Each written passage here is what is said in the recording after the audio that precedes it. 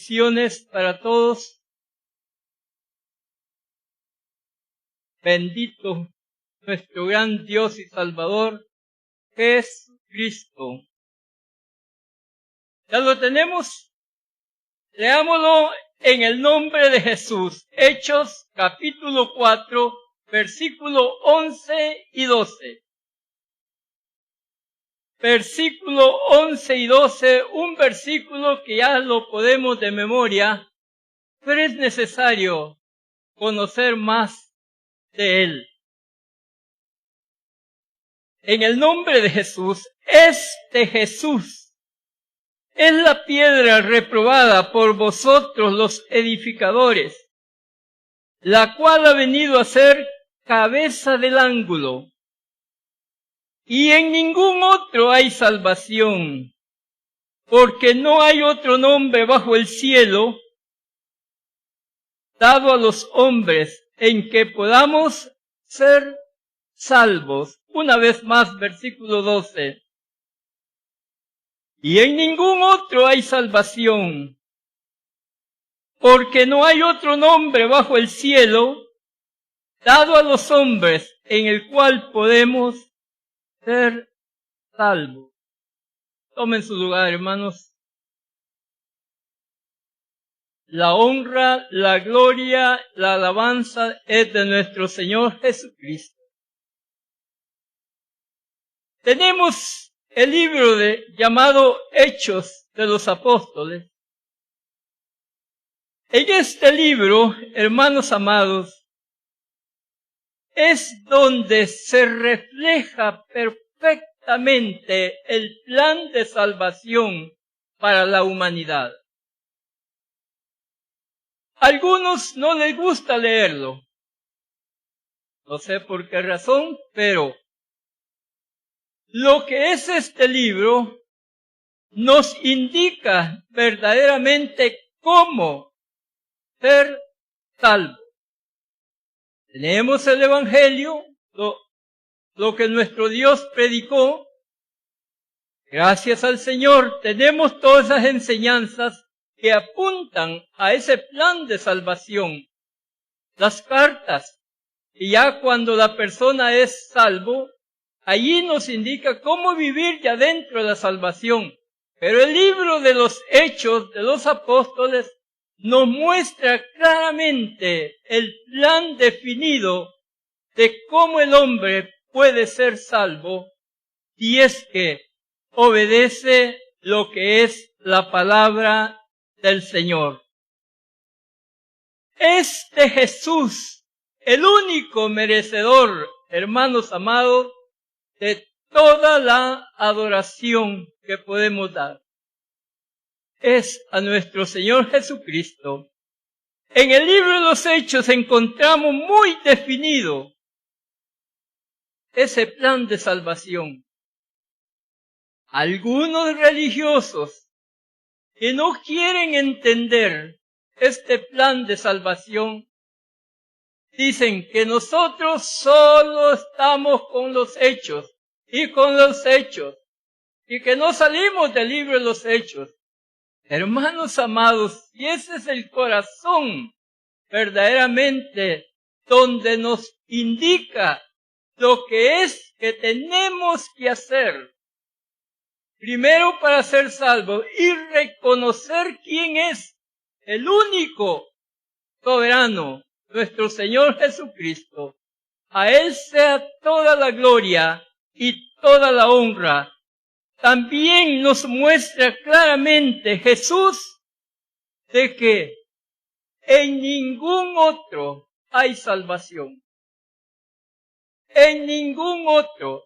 Si personas buscan la salvación por otros medios, la Escritura le dice, en ningún otro hay salvación.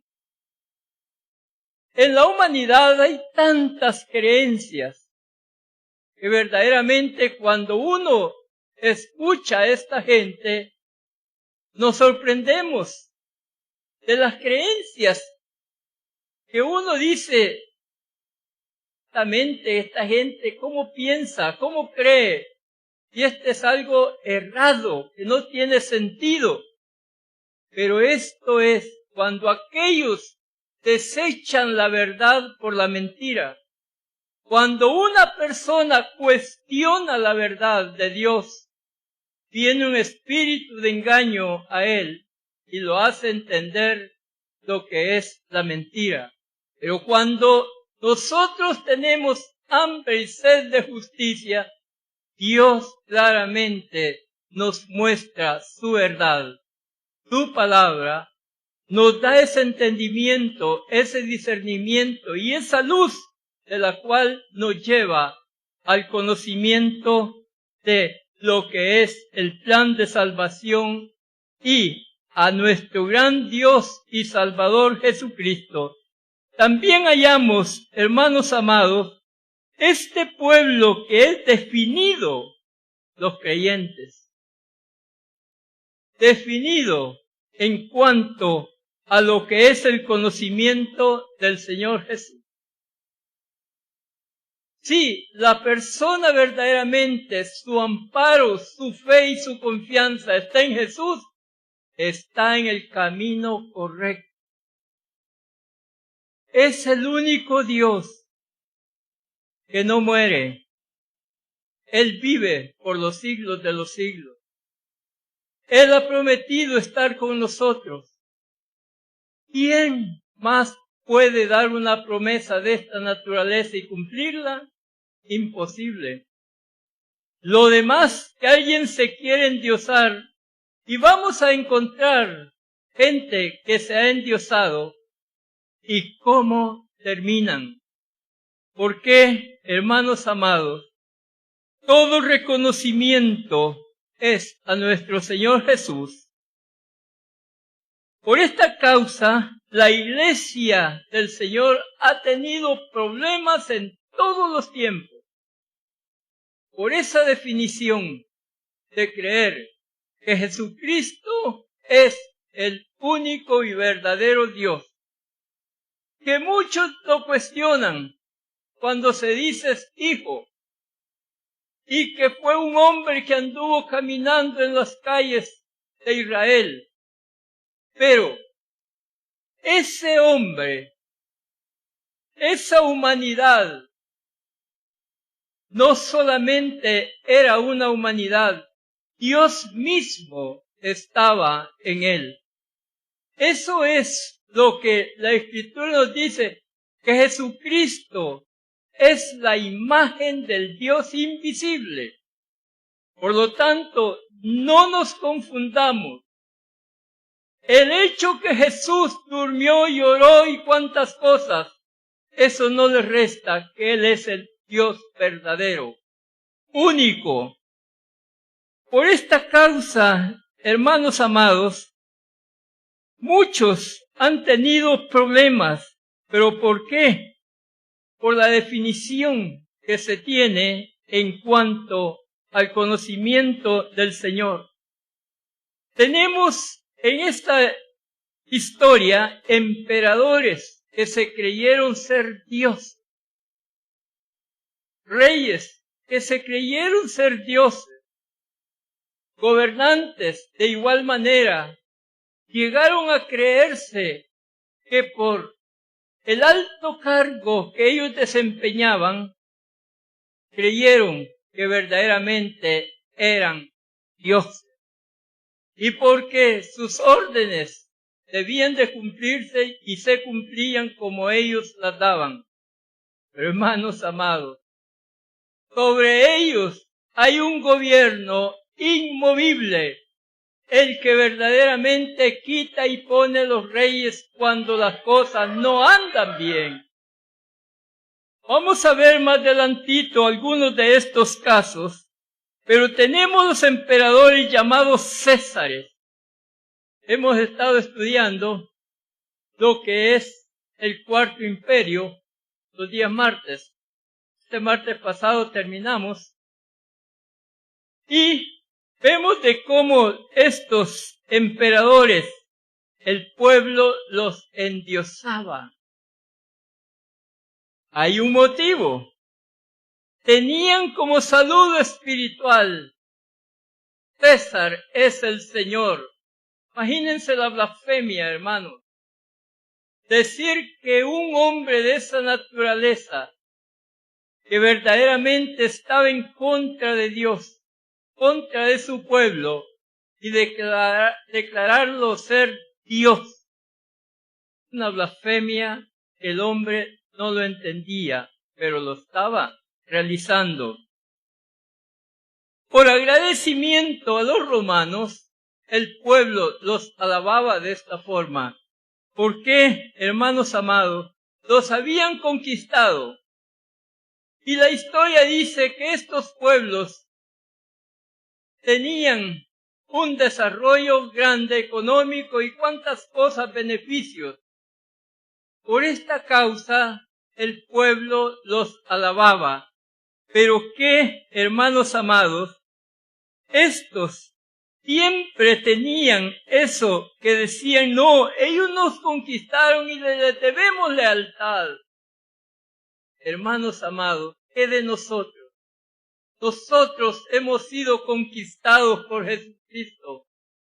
Gracias al Señor, fuimos conquistados no para un desarrollo económico, sino un desarrollo espiritual. Que crezcamos en ese conocimiento de quién es nuestro Salvador. A Él sea toda la gloria. Estos pueblos tenían grandes desarrollo en sus culturas y cuántas cosas, pero ¿qué importa, hermanos amados? Nosotros hemos sido libertados por nuestro gran Dios y Salvador Jesucristo, el cual, como herencia, tenemos la salvación. No una cultura que más tarde desaparece.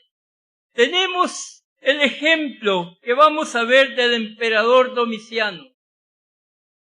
La historia nos dice que él comenzó a gobernar en el año 81 después de Cristo, ya en esta era, por decirlo así, de la era cristiana.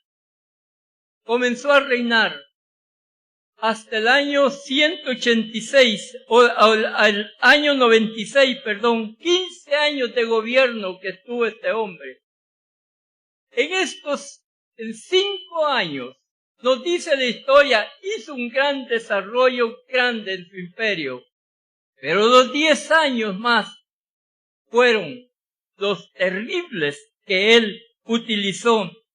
Este César, hermanos, fue el primer emperador que ordenó el culto a su persona. La gente debía de rendirle adoración. Eran locos, realmente. Se creían que ellos eran el Dios sobre la tierra. Y pedían la adoración. Y este hombre Domiciano tomó como ley que en todos los imperios se hiciera culto de adoración a Domiciano. Y él remataba con sus informes que hacía al pueblo. Dice la historia que cuando él hacía un informe al pueblo decía, nuestro Dios, nuestro Señor Domiciano ordena. Se endiosaba, se representaba como el único Dios y él daba la orden, ordena. Este emperador ordenaba su adoración. Todos los límites del imperio debían de adorarlo. Debían de rendirle ese culto. Toda persona debía de hacer un voto de lealtad a él, que lo reconocía como el Señor. Hermanos amados, verdaderamente había gente que llegaba a adorar a esta estatua, quemaba incienso y hacía su oración, que César es el Señor. Y cuando terminaba de hacer todo esto, nos dice la historia que el gobierno ordenaba darle a él un reconocimiento que le llamaban Peleus. Bueno, ¿qué es lo que quiere decir? A saber.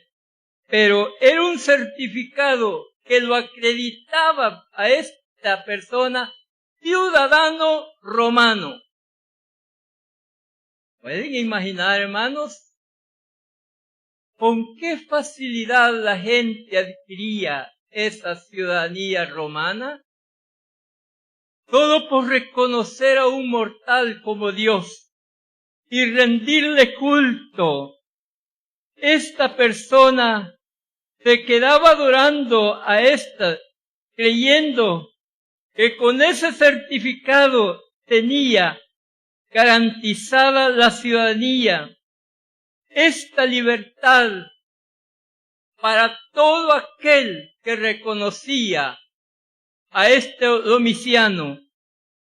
Se creían dichosos por la ciudadanía romana. Hermanos amados, nosotros no tenemos ciudadanía romana, tenemos ciudadanía celestial. Es la promesa de nuestro Señor, que nuestra ciudadanía no está en la tierra, sino en el cielo. A Dios gracias, tenemos esta promesa de nuestro Dios.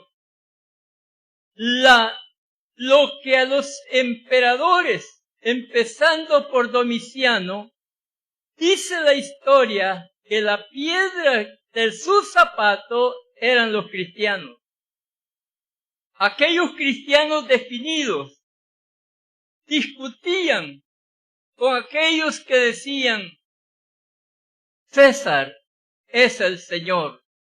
Estos cristianos les decían, no, Jesucristo o Jesús es el Señor. Refutaban, diciendo, no es ese emperador, es Jesús. Es Jesús, el único Señor y Dios. El único Señor y Dios. Estos reinos que conquistaban tenían ese problema que lo adoraban. Los cristianos discutían, peleaban con esta gente. Decían ellos, si César o Domiciano es nuestro Salvador. Los cristianos estaban definidos, Jesús es nuestro Salvador.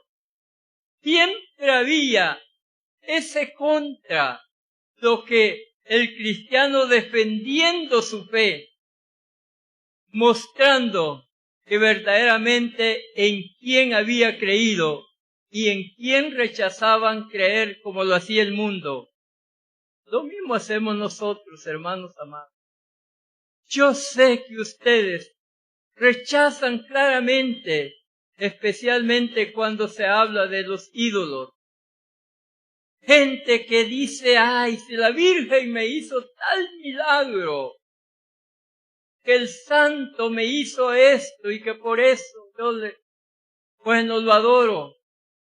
Y los cristianos les dicen, Jesús es el único. ¿Cómo se molestan? Pero con esto, hermanos amados, se da testimonio de en quién hemos creído. Y el Señor también da su respuesta de aquellos que no niegan su verdad. Conocen la verdad y la exponen, no importando que sean aquello que va a afectar nuestras vidas. Vemos que este Señor le llamaban Salvador.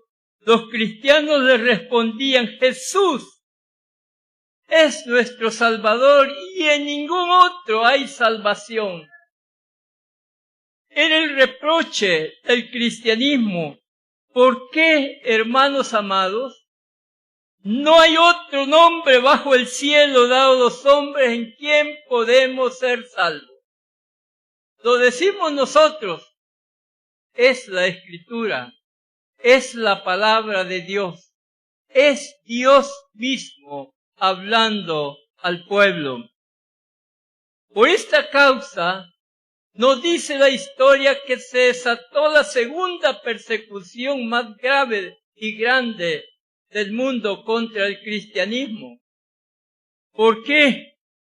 Esta persecución fue por Domiciano, que duró 10 años. 5 años hizo desarrollo en su gobierno, 10 años fue para matar al cristianismo. En el libro de Apocalipsis, capítulo 2, versículo 10, el Señor advierte, no temas en nada lo que vas a padecer. He aquí el diablo echará a algunos de vosotros a la cárcel, para que seáis probados. Y tendréis tribulación por 10 días. Estos días no son días literales, son días proféticos. Día profético es 1 año por día. Día literal conocemos lo que es, pongamos una semana, dice uno cuántos días tiene. Esos son días, pero el día profético es 1 por año. Aquí dice el Señor, seréis probados por 10 días. Serían 10 años de esta persecución. Sé fiel hasta la muerte, yo te daré la corona de la vida. Sé fiel. Dios advirtió a la iglesia los acontecimientos que vendrían, como ahora nosotros estamos advertidos por la palabra del Señor. ¿Qué es lo que espera este mundo y qué es lo que la iglesia está esperando? El mundo está esperando una gran destrucción, grandes cosas. Y se habla de la Tercera Guerra Mundial y cuántas cosas se dicen. Nosotros esperamos el arrebatamiento de la iglesia. Ese que sacará a la iglesia del sufrimiento, de toda angustia de este mundo. Eso es lo que nosotros esperamos, hermanos amados. La historia afirma que en estos 10 años, este emperador, por su orden, mató a más de 15 millones de cristianos en todo el imperio romano. ¿Pueden imaginar qué terrible matanza pudo haber habido contra el cristianismo? Pero Dios les ha advirtió a este pueblo y a nosotros mismos, no temas en nada lo que vas a padecer. Él tiene la corona de vida para cada uno de nosotros. No vamos a morir, vamos a vivir. Y estaremos con Jesús porque eso es lo que Él ha prometido. Este César, después de 10 años nos dice la historia que sus comandantes le pasaron el reporte y le dijeron, César, hemos aniquilado el cristianismo en todo el imperio romano. No hay nada. Y dijo este César, es el momento que yo me corone de victoria. Este es el momento que esperaba para mostrar mi grandeza. Y dijo, reúnanme el pueblo romano en el Coliseo. El Coliseo nos dice la historia que hoy se llama la Plaza de San Pedro. En ese lugar donde hubieron tantos asesinatos de creyentes en el pasado, allí este Domiciano ordena que se reúna todo el pueblo para recibir una información importante de él. Y nos dice la historia que cuando tenían ya ese pueblo reunido en ese coliseo, él iba a dar un informe grande que todos lo iban a recibir. Después que se hicieron todas aquellas cosas que se hacen antes de que pase el orador, dice que cuando lo hicieron, ahora le dan la palabra a Domiciano y sale él con toda pompa ante el pueblo y dice: yo, Domiciano, he hecho lo que ninguno de mis antepasados emperadores pudo lograr hacerlo. Yo he aniquilado el cristianismo. Y nos dice la historia de que todos los asistentes lo ovacionaron de la mejor forma, le aplaudieron, le gritaban vivas a este Domiciano, y él con sus manos en alto recibiendo la alabanza del mundo.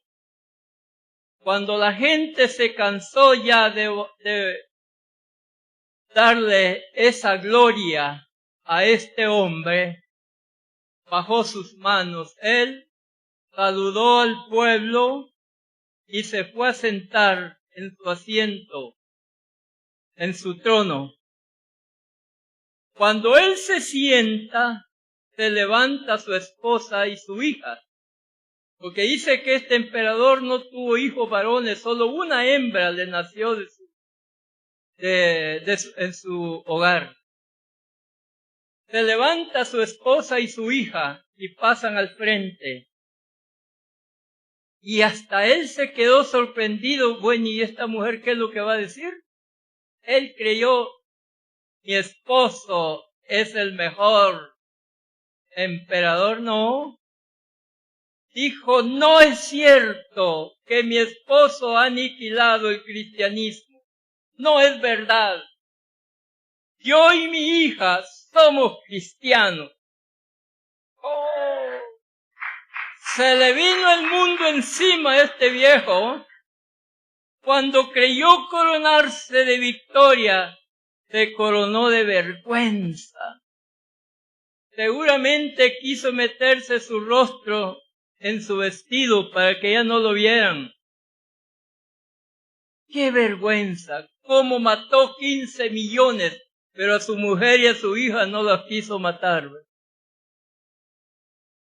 Dios se reserva, hermanos amados, Dios se reserva al final para darle el pago a estos blasfemos, a estos que verdaderamente quieren suplantar a Dios, que ellos son un Dios para el mundo. Se nos dice que el Senado inmediatamente ordenó la expulsión de este emperador y lo mandaron al exilio. ¿Por qué? Dios tomó venganza. No lo mató, lo que hizo hacerlo avergonzarse. Hermanos amados, he leído historias de emperadores, de cómo han terminado aquellos soberbios que no les importa hablar en contra de Dios como hacer el daño. No olvido la historia de José Stalin, algunos de ustedes ya la saben. Este era el emperador de la Unión Soviética. Se dice que este hombre, en el año 1953, el 1 de marzo del año 1953, se presentó al Senado y dijo: he venido no a pedir una aprobación, he venido a informar que el 9 de marzo serán enterrados 3 millones de judíos. Es que todo el mundo se quedó en silencio escuchando ese terrible anuncio que hacía de que iban a asesinar a 3 millones de judíos. Seguramente José Stalin nunca se dio cuenta de los milagros que hubieron, que están relatados en el libro de Esther, cuando aquel Naamán malvado dijo que iba a acabar con todo el pueblo de Israel que estaba en Persia. Y cómo Dios hizo que este hombre, en vez de ser aniquilado el pueblo de Israel, él fue el aniquilado. O sea, no lo supo. José Stalin dijo él dijo el 1 de marzo. El 2 de marzo cayó con un derrame cerebral fulminante que lo mató. Y nos dicen, lo velaron 7 días. Lo velaron 7 días.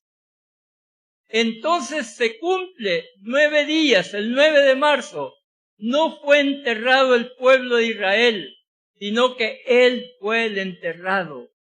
¿Por qué, hermanos amados? Dios defiende su pueblo. Dios está con su pueblo. Dios no abandona a los suyos. Este Domiciano creyó que verdaderamente se coronaría de gloria y se coronó de vergüenza. Aparte de eso, lo enviaron al exilio.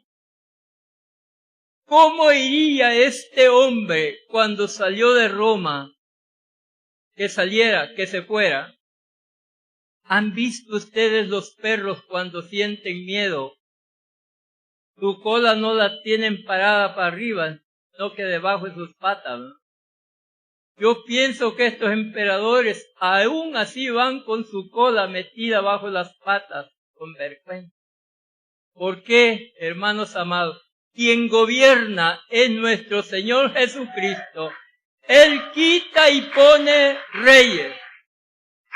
Levanta y también baja. ¿Por qué?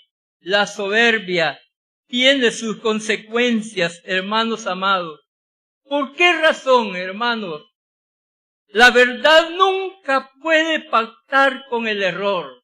Jamás. La verdad no puede pactar con el error. El cristianismo es odiado por la verdad. Porque nosotros hemos creído en la verdad. Jesús dijo, yo soy la verdad. Hemos creído en Él. El mundo tolera a aquellos cristianos apagados, aquellos que nada les importa su fe. Peor si traen doctrinas de Roma. Miren, hermanos, hoy que digo esto me acuerdo de algo que dijo el Papa Juan XXIII. Este hombre en una conferencia que él estaba dando, dijo, aquellos hermanos cristianos que bautizan como nosotros bautizamos, esos son nuestros hermanos, dijo. Que están separaditos, dijo, pero son nuestros hermanos.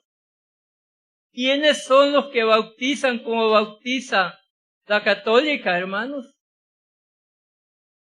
Ustedes saben quiénes son los que bautizan de esa manera. Pues el Papa dice, son nuestros hermanos. Pero aquellos que se bautizan en el nombre, dijo, con ellos no, dijo. No, con ellos no tenemos tratos, dijo. No tenemos tratos con nosotros, no hay tratos. Porque la verdad no pacta con el error, con el engaño, con la mentira. Hermanos amados, nosotros, especialmente, hemos creído y conocido al verdadero Salvador, al único. ¿Por qué? Cuando esta gente predica la doctrina católica, hermanos, ¿qué cambio han tenido? Ninguno. A nosotros nos critican porque afirmamos que verdaderamente la Iglesia de Jesús no le importa lo que el mundo haga, diga. Lo único que verdaderamente a nosotros nos interesa es darle la gloria a nuestro Señor Jesucristo. Para nosotros no hay otro Salvador, ni lo habrá. No hay otro Salvador, solo Jesucristo es nuestro único y suficiente. Al decir suficiente, con Él está todo. ¿A quién podemos, hermanos, rendirle toda nuestra adoración, sino a nuestro Señor Jesús? Somos deudores de Él. Él nos compró en la cruz del Calvario. Él pagó la deuda de nuestro pecado. Somos deudores de nuestro Señor. Pero, hermanos, en la presencia de Dios no hay distinción sociales. No, el mundo carece de importancia. Carece de importancia. La importancia en este mundo solo está en el nombre de Jesús. Esa es la importancia más grande que puede haber, el nombre de Jesús. Tenemos este fundamento, y el cual no lo vamos a cambiar, ¿verdad? Que en ningún otro hay salvación, porque no hay otro nombre dado a los hombres en quien podamos ser salvos. Esta es la importancia que nosotros debemos de dar, que la salvación solo se encuentra en el nombre de Jesús. El mundo, por su religiosidad en aquello que no es Dios, no puede entender esto. Cuestionan y hablan cuantas cosas. ¿Por qué? No pueden entenderlo, porque no le dan espacio a que el Señor les ilumine sus mentes. Rechazan la verdad por la mentira. Aquellos dicen, no, es que es herencia de nuestros abuelos, por eso aquí vamos a morir. Hermanos amados, si esta gente se diera cuenta lo que dice, realmente cambiaran. Pero no lo entienden porque no han querido hacerlo. Nuestra confianza y seguridad está en el nombre de Jesús. Pues no hay otro nombre en el cual están encerradas tantas promesas para nuestro bien hacer. Todas las promesas, todo lo que pidiereis en mi nombre creyendo, lo recibiréis. Es la promesa del Señor. Todo lo que pidiéramos en mi nombre. Hermanos amados, en el nombre de Jesús están todas las promesas. Lo que usted pide, pero que lo necesite, Dios se lo dará. Pero hay un ingrediente que debemos de ponerle. Es esa fe, esa confianza, esa seguridad. Porque al que duda, pues no hay nada en su favor. Pero el que le cree, para el que cree, Dios tiene respuestas favorables. Nuestra confianza y seguridad está en el nombre. No hay más promesas que el Señor. Lastimosamente, hay tantos fracasos espirituales entre nuestros hermanos. Hay tantos que se apartan. El que fracasa, nunca lo veamos, hermanos amados, como nuestro enemigo. El que se va, nunca lo veamos como un fracasado, como un perdido. No lo veamos así, hermanos. Mientras el cuerpo tiene vida, hay esperanza. Nosotros no estamos recomendados para dar condenación a nadie. Solamente el Señor lo puede hacer. Nosotros hay que pedir porque estos hermanos vuelvan. Son nuestra familia. Es necesario ayudarles, verlos como nosotros pues vemos lo que es el Señor, esperamos que todos aquellos regresen, los que se han apartado. Y nunca digamos, ve, regresó este. No, ya está perdido. No, hermanos amados. La gracia del Señor es tan grande. ¿Queremos entenderla? Si queremos entenderla, echemos un vistazo en nosotros. ¿Venimos por santos al Señor? ¿Venimos porque verdaderamente no había ningún defecto? El Señor, dice la Escritura, que vino a buscar malos y buenos. ¿Por qué es que empieza que viene a buscar malos y buenos? Porque estos malos un día se transformarán en buenos. Nosotros fuimos malos, pero no somos ahora malos. Ahora ya somos buenos. Nos sentimos liberados, perdonados por ese gran Dios que pagó su precio en la cruz del Calvario. Fue invocado su santo nombre. La promesa es que somos liberados de todo pecado. No hay pecado tan grande que el Señor no lo pueda perdonar. Cuando vamos a las aguas, se invoca el nombre de Jesús. Ahí tenemos una limpieza total. ¿Qué Dios como nuestro Dios? ¿Cuántos años hace que Él perdonó nuestros pecados anticipadamente? Anticipadamente, antes que nosotros viniéramos. Antes que viniéramos, antes que naciéramos, Él nos vio, dándole la gloria y la honra en este lugar. Y no solamente nos vio, dice que nuestros nombres les escribió en el libro de la vida. Y estamos en el libro de la vida. ¡Qué mejor, hermanos amados! ¿Cuánta gente se enorgullece por estar en un libro de recuerdos? No, hermanos, no hay mejor promesa la que el Señor tiene para con nosotros. No hay otro Salvador, en ningún otro hay salvación. Solo en el nombre de Jesucristo. Que el Señor les bendiga grande y poderosamente. Toda la gloria, toda la honra, todo honor, todo mérito, todo poder es del nombre del Señor Jesús.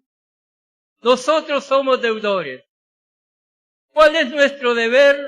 Darle todo nuestro reconocimiento, honrarle y glorificarle.